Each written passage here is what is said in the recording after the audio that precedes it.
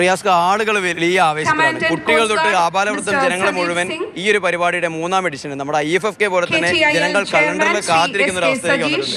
എങ്ങനെയുണ്ട് സ്ഥലത്തെ MLA അല്ലെങ്കിൽ ടൂറിസം മന്ത്രി എന്നുള്ള രീതിയിൽ ഈ ഒരു പരിപാടിയെ കുറിച്ച് 2021 കോവിഡ് രൂക്ഷത കുറഞ്ഞ ഘട്ടത്തിൽ ഡിസംബർ മാസമാണ് 2021 ഇതുപോലെ ബേപ്പൂർ വാട്ടർ ഫെസ്റ്റ് ആരംഭിക്കാൻ തീരുമാനിച്ചത്. അപ്പോൾ പല പ്രതിസന്ധികളുണ്ടായിരുന്നു. പക്ഷേ കോവിഡിൻ്റെ രൂക്ഷത കുറഞ്ഞതിന് ശേഷം ഏറ്റവും അധികം ലോകത്ത് തന്നെ ആളുകൾ പങ്കെടുത്ത ഒരു ഉത്സവമായി ബേപ്പൂർ വാട്ടർ ഫെസ്റ്റ് 2021 ഡിസംബറിൽ ഇത് മാറി.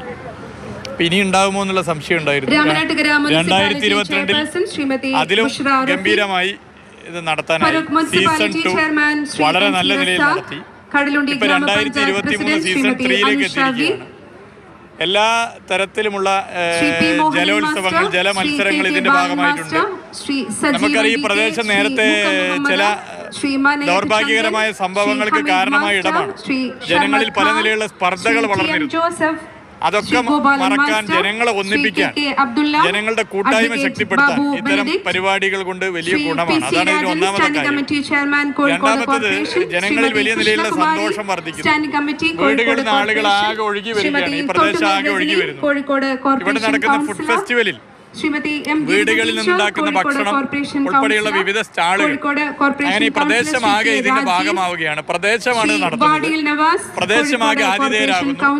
ബാക്കി പുറമേ നിന്ന് ആളുകൾ, വിദേശ സഞ്ചാരികൾ, മറ്റ് ആഭ്യന്തര സഞ്ചാരികളൊക്കെ പട്ടംപറത്തിലെത്തുന്ന വിദേശ സഞ്ചാരികളൊക്കെ തന്നെ പറയുന്നത് മറ്റുള്ള അന്താരാഷ്ട്ര പട്ടംപറത്തൽ മഹോത്സവങ്ങളിൽ നിന്നൊക്കെ വ്യത്യസ്തമായിട്ട് ജനങ്ങൾ ഞങ്ങളുടെ പരിപാടിയാണ്, നിങ്ങൾ വരണമെന്നുള്ള രീതിയിൽ ചേർത്ത് പിടിക്കുന്നു എന്നൊക്കെ തന്നെയാണ് പറയുന്നത്. അതെ, തീർച്ചയായിട്ടും ജനങ്ങൾ ഏറ്റെടുത്തൊരു പരിപാടി. ജനങ്ങളാണ് ഇത് നടത്തുന്നത്.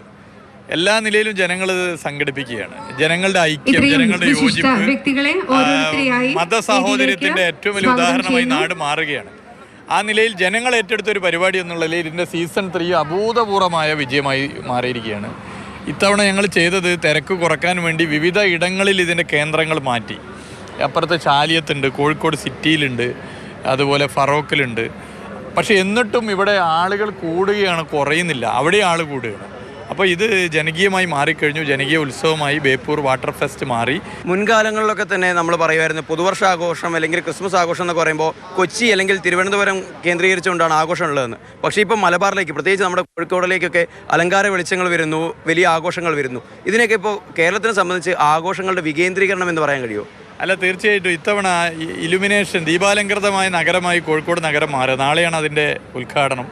കൊച്ചി അങ്ങനെ മാറുന്നുണ്ട്, തിരുവനന്തപുരം. മലബാറിലേക്ക്, കേരളത്തിലേക്ക് വരുന്ന സഞ്ചാരികളുടെ എണ്ണം കുറവാണ്. വളരെ ചെറിയ ശതമാനമാണ്, 6% മാത്രം. അത് വർദ്ധിപ്പിക്കുക എന്നുള്ളത് പരമപ്രധാനമാണ്. അതിന് ഇത്തരം ഉത്സവങ്ങൾ, ആഘോഷങ്ങൾ, ദീപാലങ്കൃതമാക്കൽ, ഇതൊക്കെ മലബാറിലും വർദ്ധിപ്പിക്കുക, കേരളത്തിലാകെ വർദ്ധിപ്പിക്കുക എന്നുള്ള കാഴ്ചപ്പാടാണ്. അതിന് വലിയ സ്വീകാര്യത ലഭിക്കുന്നു. സഞ്ചാരികളുടെ എണ്ണം വർദ്ധിക്കുന്നു. ഇവിടെയൊന്നും റൂം കിട്ടാനില്ല.